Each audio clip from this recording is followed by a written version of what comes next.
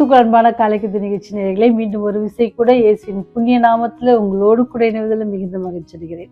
இந்த நாள்ல நமக்கு வருகிற செய்தி எங்க இருந்து அப்படின்னு சொன்னா, சங்கீதம் 17:15 வசனம். நானோ நீதியில் உம்முடைய முகத்தை தரிசிப்பேன், நான் விழிக்கும் பொழுது உமது சாயலால் திருப்தியாவேன் அப்படின்னு சொல்லி சங்கீதக்காரன் பாடுகிறார். ஏன் அப்படின்னு சொன்னா, நம்ம யார் அதிகமா பார்க்குறோம், அது யார் அதிகமா யாரோடு இருக்கிறோமோ அவருடைய செய்கைகள் நம்முடைய வாழ்க்கையில என்ன செய்யும், அது நம்ம அறியாமலே என்ன செய்வோம், அந்த பழக்கங்களை நம்ம கற்றுக்கொள்வோம். நானோ நீதியில் உம்முடைய முகத்தை, நம்ம நம்முடைய நீதி எப்படி ஆண்டுடைய நீதியை போல அல்ல, நம்ம அழுக்கான கந்தை போன்றது நம்ம நீதி. ஆனா நம்ம ஆண்டுடைய நீதியை குறித்து நம்ம தினமும் பார்ப்போம், அல்லது அவரை குறித்து நம்ம தினமும் யோசிப்போம் அப்படின்னு சொன்னா, அவருடைய நீதியினால நம்ம செய்வோம், அவருடைய நீதியை நமக்கு என்ன செய்வார், அவர் தர காத்திருக்கார். ஒரு கிராமத்துல ஒரு சிறுவன் என்ன செஞ்சான் அப்படின்னு சொன்னா, காலையில தன் ஆடுகளை என்ன செய்வான், ஓட்டி கொண்டு போவான், திருப்பி ஈவினிங் கொண்டு வருவான். அப்படி போகிற வழியில என்ன செய்யணும், ஒரு பெரிய ஒரு குன்று மாதிரி ஒரு இடம் இருக்குது. அந்த குன்றுல என்ன செய்யணும், சில கற்கள் அப்படியே மனுஷன் உட்கார்ந்து இருக்கிற மாதிரியே இருக்கும். அந்த முகத்தை பார்த்து அதை எல்லாரும் என்ன செய்வாங்கன்னா, இந்த கல்லுல இருக்கிற இந்த முக பாவனை உள்ள ஒரு மனுஷன் என்ன செய்ய போறான், நம்ம கிராமத்துல பிறக்க போறான். அப்படி பிறக்க போறது மாத்திரம் இல்ல, அந்த மனுஷன் என்ன செய்ய போறான்னா, மக்களுக்கு சேவை செய்ய போறான் அப்படின்னு சொல்லி அந்த கல்லுல இருக்கிற அது சிற்பம் மாதிரி, அது சிற்பமா கூட வடிக்கல, ஆனா அது என்ன செஞ்சிருக்கு, அப்படி ஒரு ஃபார்மேட்ல இருக்கிறதுனால ஜனங்கள் அப்படி ஒரு பேச்சு அந்த ஊர்ல இருந்துச்சு. இந்த சிறுவனுக்கும் அந்த ஆடுகளை மேய்த்து கொண்டு வருகிற அப்ப அவனுக்கும் இப்படி ஒரு மனுஷன் பிறக்க போறாரா, நம்ம கிராமத்துல பறந்து வளர்ந்து இப்படி ஒரு சேவை செய்கிற மனுஷன் வரப்போறாரா அப்படின்னு சொல்லி அந்த பையன் பார்த்துட்டே இருக்கிறான். அந்த சிறுவன் என்ன செய்யறான், நாளாக அவனும் என்ன செய்யறான், ஒரு வாலிபனாக மாறுறான். அப்படி வாலிபனாக மாறுற வரைக்கும் அவனுக்கு என்ன இல்லை, இந்த ஊர் மக்கள் பேசி கொண்டிருக்காங்களே, இந்த குன்றில் இருக்கிற மனுஷன் போல யாரோ பிறக்க போறாங்க, இன்னும் பிறக்கலையே அப்படின்னு சொல்லி அவன் யோசிச்சுட்டே இருந்தானா அந்த வாலிபன், சிறுவனாக இருந்து வாலிபனானவன். அப்ப அந்த கல்லை பார்த்துட்டு அவன் பெரிய சேவை செய்வான் அப்படின்னு சொல்லி பேசிட்டு இருந்தாங்கல்ல. இப்போ இந்த வாலிபன் என்ன செஞ்சானா, அந்த கிராமத்துக்கு என்ன செய்யறான், சேவைகளை செய்ய ஆரம்பிக்கிறான். நாள் ஒரு மேனியும் பொழுது ஒரு வண்ணமாக என்ன செய்யுது, அவனுடைய சேவை அதிகமாக வளர்ச்சி அடையுது. எல்லாரும் அவனை குறித்து பேச ஆரம்பிச்சிட்டாங்க. இப்படி அப்ப அந்த ஊர்ல இருக்கிற வயதானவர்கள்லாம் ஒரு கூட்டம் கூடி என்ன சொன்னாங்களா, நம்ம அந்த குன்றுல பார்த்தல அந்த முகம் மாதிரி இந்த பையனுக்கு இருக்குது, அவன் தான் இந்த மாதிரி சேவை வேற செய்யறான் அப்படின்னு சொல்லி சொன்னாங்களாம். இந்த கதை ஏன் நமக்கு சொல்லப்படுது அப்படின்னு சொன்னா, நம்ம எதை பார்க்கிறோம், அது எதை கேட்கிறோமோ அதே போல நாம மாறுகிறோம். அதான் இங்க அழகா தாவீது பக்தன் ரொம்ப எவ்வளவு அழகா சொல்றாரு, நானும் நீதியில் உம்முடைய முகத்தை தரிசிப்பேன், நான் விழிக்கும்போது உம்முடைய சாயல். அப்போ நம்ம எவ்வளவுக்குள்ள ஆண்டவரை நம்ம பார்த்து நடக்கணும், அவரை நம்ம பார்த்து நடப்போம் அப்படின்னு சொன்னா எப்படி, அப்படியே சாயல் நமக்கு வரும். எப்படி அந்த சிறுவன் சிறு வயதுலேருந்தே பார்த்தது போல, எப்படி அந்த வாலிப பிராயத்துல எப்படி அந்த ஊர் மக்களுக்கு நன்மைகளை செய்யும் பொழுது ஜனங்க எல்லாரும் ஆரம்பத்துல இருந்து சொல்லிட்டு இருந்தாங்களே, இந்த கல்ல இருக்கிற இந்த முக பாவனை யாருக்கு இருக்கு, இப்ப இந்த வாலிபனுக்கு இருக்குது அப்படின்னு சொன்னாங்களே, அதே போல உங்களையும் என்னை பார்க்கிறவங்களும் என்ன சொல்லணுமா, இவங்க தேவ சாயலை உடையவர்களாக இருந்தாங்க அப்படின்னு சொல்லி. என்ன நினச்சேன்னா, எனக்கு ரீசெண்டாக ஒரு காரியம் நடந்துச்சு. நான் ஒரு பள்ளி விஷயமாக ஒரு இடத்துக்கு போயிருந்தேன், ஒரு கவர்மெண்ட் இது வேலையா. அப்படி போயிட்டு இருக்கும்போது அங்கே நிறைய நேரம் ஒரு நாள் முழுதுமாக பணி அங்கே நடந்துச்சு. அப்போ சாதத்தில் பார்த்தப்போ என் கூட ஒரு 4 பேர் 3 ஆசிரியர்கள் இருந்தாங்க. அப்போது அவங்க சரி அவங்க ரொம்ப டயர்டாக இருக்காங்களேன்னு சொல்லி அவங்களுக்கு சரி ஏதாவது ஹாட் ட்ரிங்க்ஸ் வாங்கி கொடுப்போம் அப்படின்னு சொல்லி, இப்போ அங்கே ஒரு அம்மா ஒரு அம்மா என்ன செஞ்சாங்க, அதை நாங்கள் இருக்கிற இடத்துல வித்துட்டு இருந்தாங்க. அப்போ நான் என்ன செஞ்சேன் அப்படின்னு சொன்னால், அந்த அம்மாட்ட போயிட்டு எவ்வளோம்மா அப்படின்னு கேட்டேன். அதுக்குரிய விலையை சொன்னாங்க. அப்போ வாங்கி இது பண்ணியாச்சு. அப்போ என்ன வாங்கி கொடுத்து அவங்கக்கிட்ட ஒரு பிஸ்கெட் பாக்கெட் வாங்கினோம். அது வாங்கும்பொழுது விலை கேட்டேன், கொடுத்தாங்க. நான் காசும் கொடுத்துட்டோம், வாங்கினா அவள் பெரிய பாக்கெட்டாக இருந்துச்சு. அது எல்லாரால எங்கள் 4 பேரால் அதை சாப்பிட முடியல. அதில் ஒருத்தங்க கண்டிப்பாக வேண்டான்னு நான் சாப்பிடவே மாட்டேன்னு சொல்லிட்டாங்க பிஸ்கெட்டு. இப்போ 3 ஆசிரியர்களும் சேர்ந்து சாப்பிட்டோம். சாப்பிட்டுட்டு என்ன அப்படின்னு சொன்னால், எங்களால் எல்லாத்தையும் முடிக்க முடியல. 1 ரூபா அப்படியே இருக்குது. அப்போ நாங்கள் நினச்சோம் இதை வேஸ்ட்டாக பண்ண வேண்டாம், அந்த அம்மாட்டே கொடுத்துருவோம். அந்த அம்மாட்டே கொடுத்தா அட்லீஸ்ட் அவங்க வேற யாருக்காவது என்ன செய்வாங்க, வித்துக்குருவாங்க. ஏன்னா அவங்க வந்து பாக்கெட்டா விற்கல, லூஸ்ல தான் தராங்க. ஆனா நாங்க தான் ரொம்ப சாப்பிட்றோம் அப்படின்ற ஒரு எண்ணத்துல வாங்கினா, அதனால எங்களால முடியல. அப்போ திருப்பி அந்த அம்மாட்ட தேவையான எல்லா பணத்தையும் கொடுத்துட்டோம். திருப்பி அந்த பிஸ்கெட்டையும் அவங்ககிட்ட வரும்போது கொடுக்கும் பொழுது, அவங்க கேட்ட ஒரே கேள்வி, நீங்க நம்புவீங்களோ இல்லையா எனக்கு தெரியாது. அவங்க கேட்டாங்க, நீங்க இயேசு கும்பிடுறவங்களா அப்படின்னு கேட்டாங்க. ஆச்சரியமா இருந்துச்சு. ஏன் அப்படி கேட்குறீங்க? ஏன்னா என் கூட வந்தவங்க எல்லாருமே கிறிஸ்தவர்கள் கிடையாது, சரிங்களா? அப்போ அவங்க சொன்னாங்க, அவங்களுக்கு தான் இந்த மாதிரி எண்ணெல்லாம் வரும் அப்படின்ட்டு சொன்னாங்க. ஏன் இதை நான் சொல்றேன்னா, பெருமைக்காக இல்லை, நம்ம யாருடைய சாயலை தரித்து கொள்றோம்.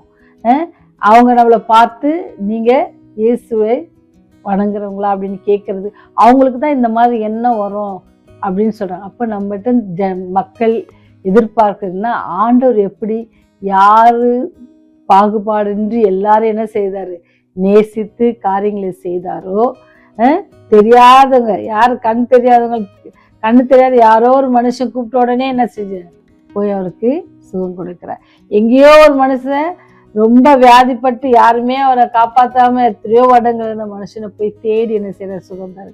இப்பேற்பட்ட அவருடைய குணாதிசயங்கள் நம்ம இருக்கும் பொழுது, எப்போ நம்ம விழிக்கும் போது எப்படி எந்திருப்போம்மா, அவருடைய சாயலில் எந்திரிக்க நமக்கு ஆண்டவர் கிருபை செய்வார். எப்போ அப்படின்னு சொன்னா, அவரை நம்ம நோக்கி பார்த்து அவர் எப்படி நடந்து கொண்டாரோ அதே போல நாம நடந்து கொள்வதற்கு நம்ம ஒப்பு கொடுப்போம்னு சொன்னா, தேவ ஆவியானவர் நம்மை வழி நடத்துவார்.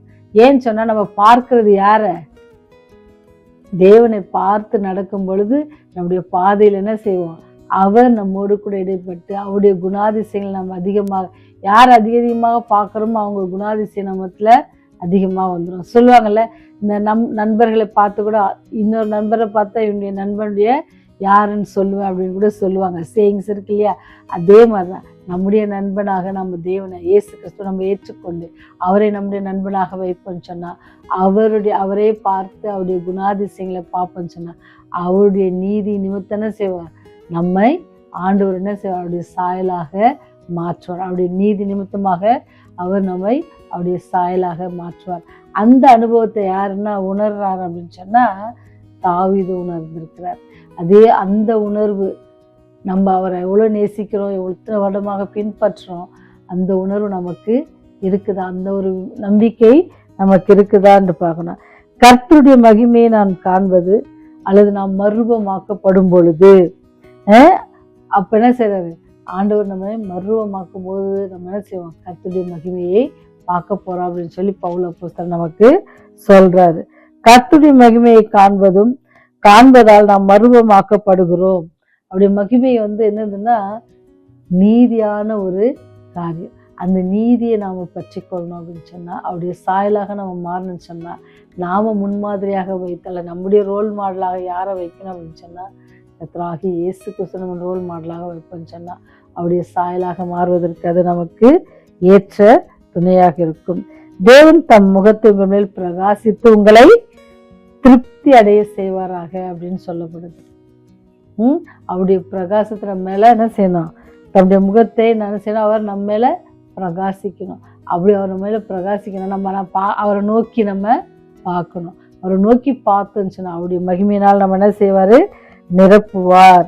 அவரை போல மாறுகிறோம். நாம் கிறிஸ்து ஓட்டத்தில் நம்மை ஊக்குவிக்கும் நாம் ஒருவரை முன்மாதிரியாக வைத்துக் கொள்வோம் அப்படின்னு நினைப்போம் அப்படின்னு சொன்னா, அவரை தவிர யாரையும் வைக்க முடியாதுல்ல. ஏன்னு சொன்னா, எல்லோரும் பாவம் செய்து தேவ மகிமை அற்றவர்களாக இருக்கிறோம். அப்படி இருக்கும் பொழுது நம்ம யாரை தான் நோக்கி பார்க்கணும், கர்த்தராகிய இயேசு கிறிஸ்துவை நோக்கி பார்ப்போம். அவருடைய பிரகாசம், அவருடைய வெளிச்சம் நம்ம மேல என்ன செய்யும், உதிக்கும். அப்படி உதிக்கும் பொழுது நாம் அவருடைய சாயலாக மாறுவோம். சாயலாக மாறும் பொழுது என்ன செய்யும், ஆண்டவருடைய நீதி நம்ம இடத்துல எப்பவுமே என்ன செய்யுமா, கிருபையாக நம்ம மேல் தங்க அவர் அதில் தங்கும். அதற்கு நம்ம ஒப்பு கொடுக்கணும்னு சொன்னா, அவரை நம்ம ரோல் மாடலாக வச்சுப்போம். அதை நம்ம பின்பற்றுவோம்னு சொன்னா, அவர் வரும் பொழுது நாம் என்ன செய்வோம், அவரோடு கூட அவருடைய ராஜ்யம் செல்வதற்கு அது தேவ பலனாக இருக்கும். ஜெபம் செய்வோம். கிருபையும் இரக்கத்தையும் கொண்டவரே, அதிகாலையில் தேடுகிறவர்கள் என்னை கண்டடைவான் என்று சொல்லி வாக்குத்தத்தம் பண்ணினவரே, உம்மை நோக்கி கூப்பிடுகிறோம் சாமி.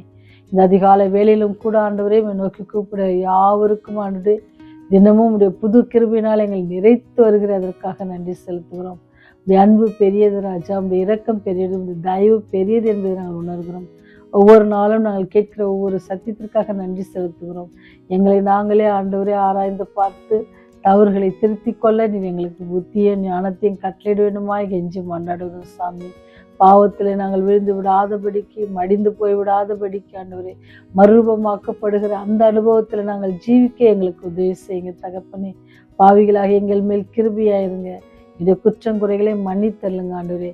நாங்கள் உண்மையே முன்மாதிரியாக வைத்து எங்களுடைய ஜீவியத்தில், எங்களுடைய ஆவிக்குரிய ஜீவியத்தில் நாங்கள் இன்னும் அதிகம் பலப்பட, இன்னும் அதிக உறுதியோடும் விசுவாசத்தோடும் ஜீவிக்க எங்களுக்கு உதவி செய்யுங்க. இந்த சத்தியத்தை கேட்கிற ஒவ்வொரு பிள்ளைகளையும் ஆசீர்வதிங்க. தேவைகளை சந்தித்தருளுங்க. சமாதானத்தை கட்டளையிடுங்க. திருமணத்திற்காக வரன் தேடிக்கொண்டிருக்க ஒரு பிள்ளைகளுக்காக செபிக்கிறோம் ஆண்டவரே. அவங்களுக்கு ஏற்ற இடத்துல ஆண்டவரே நல்ல துணைகளை நீங்கள் கட்டளையிட்டு அந்த பிள்ளைகளும் இந்த பூலோகத்தில் ஆண்டவரே தங்களுடைய சிறு பரலோகத்தை கட்டுவதற்கு, குடும்பத்தை கட்டுவதற்கு நீங்கள் பலன் கொடுக்க வேண்டுமா கெஞ்சி கொண்டாடுகிறோம். அதற்காக பிரயாசப்படுகிற பெற்றோர்களுக்காகவும் ஜெபித்து கொண்டிருக்கிற பெற்றோர்களுக்காகவும் ஜெபிக்கிறோம் கர்த்தாவே. ஒவ்வொரு நீங்கள் பாதுகாத்து கொள்ளுங்க, வழிநடத்துங்க. ராஜ்யம் வரும்போது எங்களை நினைத்தள்ள வேண்டுமா இயேசுவின் வழியை ஜெபிக்கிறோம் ஜீவனுள்ள நல்ல தகப்பனே. ஆமென், ஆமென்.